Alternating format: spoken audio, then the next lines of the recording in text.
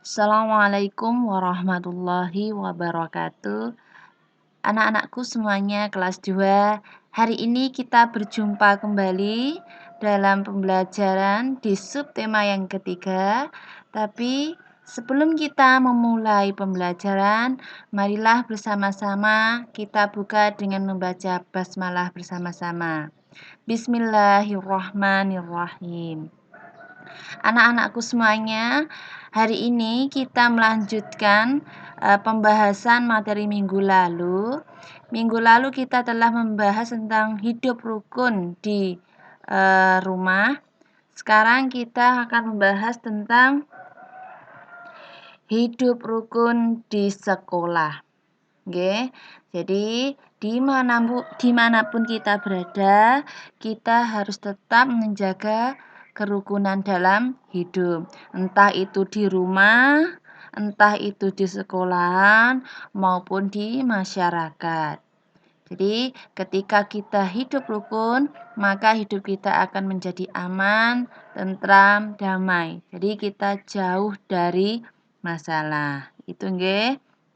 Nah, hidup rukun di sekolah itu juga kita juga harus mengikuti aturan-aturan yang sudah ditentukan. Oke. Nah, di sini jika kita mengikuti sesuai dengan sila yang pertama, yaitu ketuhanan yang Maha Esa yang dilambangkan dengan lambang bintang, maka hidup rukun yang seperti apa yang harus kita lakukan di sekolah berdasarkan sila yang pertama. Yang pertama adalah berdoa sebelum mulai pelajaran. Jadi, kebiasaan kita yang selalu memulai pelajaran dengan membaca doa berarti kita sudah mengikuti pengamalan di sila yang pertama. Jadi berdoa entah itu berbaris di depan kelas ataupun ketika tadarus itu semua masuk di sila yang pertama. Kemudian yang kedua, sholat duha. Itu yang sering kita lakukan setiap hari. Nah, sholat itu masuk dalam sila yang pertama. Semua yang berhubungan dengan Allah, dengan Tuhan kita, itu masuk di sila yang pertama. Kemudian yang ketiga, sholat zuhur berjamaah. Itu yang selalu kita lakukan di sekolah, sholat zuhur bersama-sama, itu juga masuk di sila yang pertama.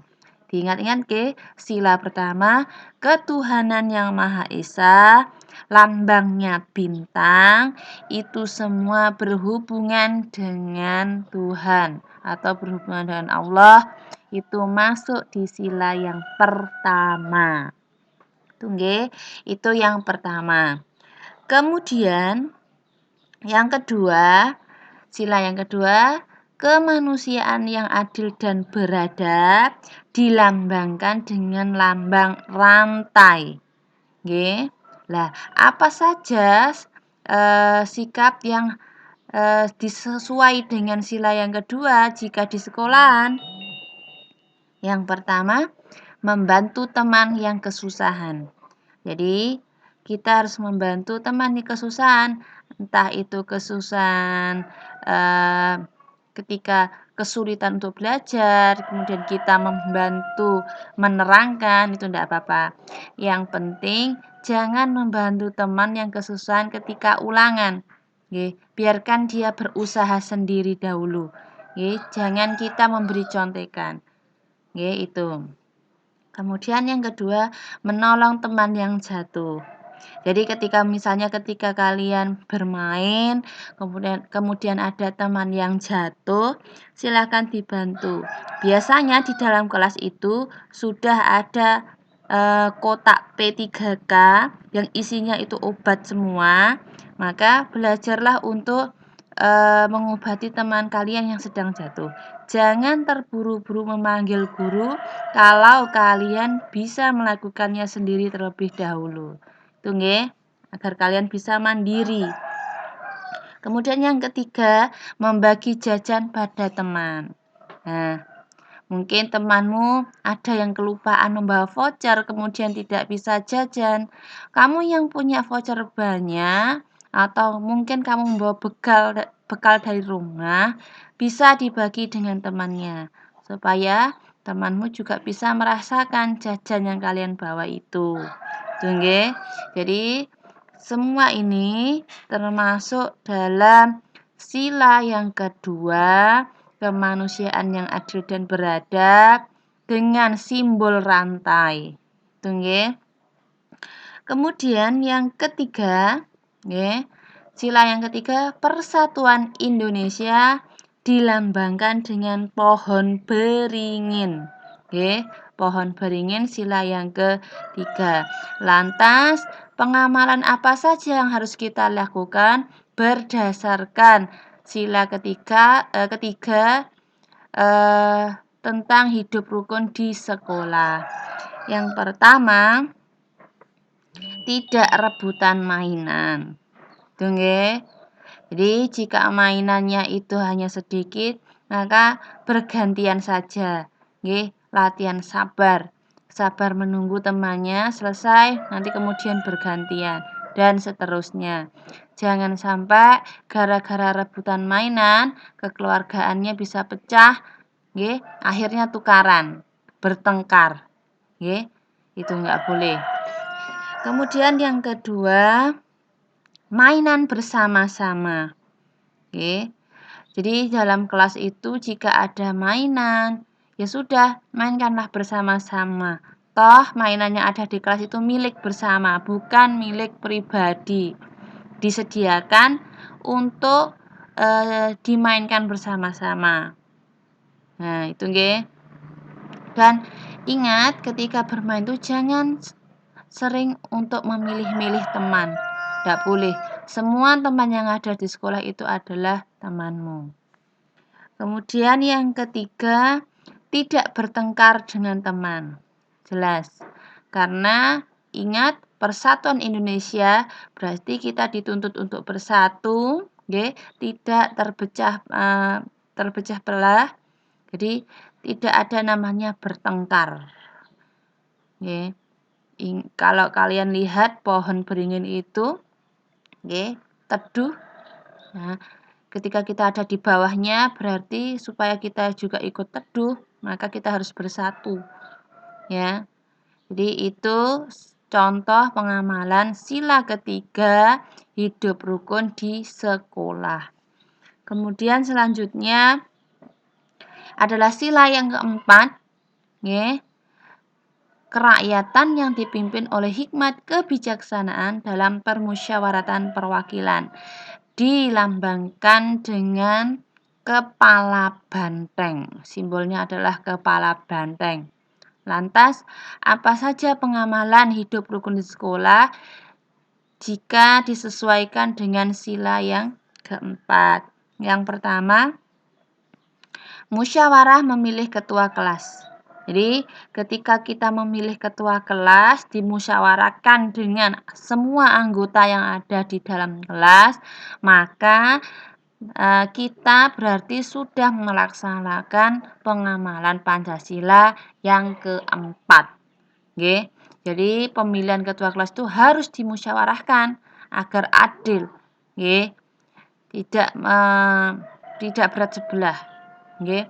Kemudian yang kedua, belajar kelompok. Nah, itu biasanya dilakukan di sekolah. Jadi diskusi per kelompok itu juga masuk dalam sila yang keempat. Nggih. Kalian tidak terasa, tapi itu juga sudah masuk di sila keempat, belajar kelompok. Nggih. Supaya apa? Supaya hal yang sulit jika dikerjakan bersama-sama, maka kita akan mudah untuk menemukan jawaban atau jalannya. Oke. Kemudian yang ketiga, menghargai ketua kelas. Nggih. Ketua kelas yang sudah kalian pilih itu, maka hargailah, nggih. Karena apa? Ketua kelas itu adalah sebagai eh, yang membantu guru jika terjadi sesuatu di kelas, nggih. Jangan kalian kayak itu teman kalian kemudian seenaknya sendiri, ndak. Jika ketua kelas sudah memerintahkan untuk melakukan sesuatu, jika itu memang benar maka laksanakan. Nggih, itu. Jadi semua yang berhubungan dengan musyawarah, nggih, itu semuanya masuk di sila yang keempat, kerakyatan yang dipimpin oleh hikmat kebijaksanaan dalam permusyawaratan perwakilan dengan simbol kepala banteng. Kemudian yang terakhir, sila yang kelima, keadilan sosial bagi seluruh rakyat Indonesia itu disimbolkan dengan padi dan kapas. Nggih, padi dan kapas. Lantas, pengamalan apa saja yang berhubungan dengan hidup rukun di sekolah, ya kan? Sesuai dengan sila yang kelima. Yang pertama, tidak boros. Oke. Ketika kalian misalnya diberi voucher oleh orang tuamu 5.000, ada 5 lembar voucher 1.000-an. Oke. Karena di sekolah itu sudah mendapatkan snack, sudah mendapatkan makan siang, kan kalian juga pulangnya jam 2. Jadi sisakan voucher kalian. Misalnya yang 2 itu kalian tabung. Oke, ditabung. Jadi tidak dihabiskan semuanya. Oke. Kemudian yang kedua, berlaku adil pada teman. Oke. Jangan pilih-pilih teman, oke. Jangan berlaku seenaknya pada teman. Karena apa? Ustazah kepengen semua yang ada di kelas itu adalah teman kalian, oke, saudara kalian. Kenapa? Karena ketika di sekolahan, oke, orang tua kalian itu adalah ustazah, ustaz dan ustazahnya. Teman-temanmu yang ada di sekolah itu adalah saudara kalian. Maka berlakulah adil pada temanmu. Jangan memilih teman yang hanya yang kaya-kaya saja. Jangan memilih teman-teman yang pintar-pintar saja. Lantas bagaimana dengan teman yang lain? Kasihan kan? Nah, kemudian yang ketiga, suka bekerja keras dalam belajar. Jadi jangan pantang menyerah. Ketika kalian mendapatkan tugas yang banyak, maka jangan mengeluh dahulu. Karena ketika kita sudah mengeluh, aduh, alah itu, nggih, maka semangat kalian pun akan luntur, akan loyo. Tidak semangat lagi. Jadi pikirkanlah dan siapkanlah hati bahwa aku bisa mengerjakan tugas ini. Syukur-syukur tidak dibantu oleh orang tua, jadi hasilnya asli dari pikiranmu sendiri. Itu adalah nilai murni, jadi ustazah itu bisa tahu kemampuan kamu itu sejauh mana. Nggih. Tidak ketika kalian di rumah kemudian bisa dibantu orang tua, nilai kalian 100 semua, maka itu nilai yang tidak murni karena sudah dibantu oleh orang tuamu. Jadi usahakan sesuatu itu dikerjakan sendiri. Itu yang dimaksud bekerja keras dalam belajar. Jadi contoh 3 ini adalah contoh pengamalan hidup rukun di sekolah, yang masuk dalam sila yang kelima, keadilan sosial bagi seluruh rakyat Indonesia yang disimbolkan dengan padi dan kapas. Ingat-ingat, nggih. Jadi itu tadi 5 contoh pengamalan kerukunan di sekolah. Diingat-ingat, nggih. Jika nanti kalian kesusahan ketika mengerjakan tugas, maka silahkan Oke, silahkan dibuka lagi videonya. Kalian bisa melihat contoh-contoh pengamalannya di sini. Itu nggih. Kemudian tugas kalian cukup kerjakan LKS halaman 66 sampai 68. Kerjakan di LKS langsung, tidak usah ditulis di buku. Karena apa? Nanti ketika LKS-nya dikumpulkan, Ustazah bisa mengoreksinya langsung di LKS tanpa mengoreksi di buku lagi. Gitu nggih. Silahkan dikerjakan. Jika ada yang perlu ditanyakan, silahkan ditanyakan kepada ayah dan bunda dulu.